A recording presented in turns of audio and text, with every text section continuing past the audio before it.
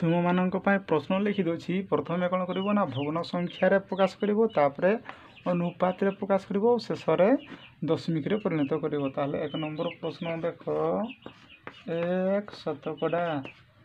2 number ପ୍ରଶ୍ନ 11 ଶତକଡ଼ା।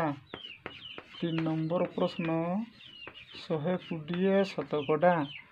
ତାପରେ 4 ନମ୍ବର ଲେଖ 51 ଶତକଡ଼ା। 5 ନମ୍ବରରେ 55 ଶତକଡ଼ା। 6 ନମ୍ବରରେ ଲେଖବା 150 ଶତକଡ଼ା। ତାପରେ 7ରେ ଲେଖ 360 ଶତକଡ଼ା।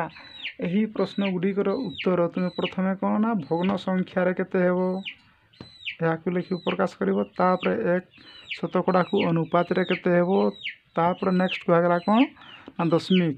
1 ଶତକଡ଼ାର ଦଶମିକ ସଂଖ୍ୟା କେତେ।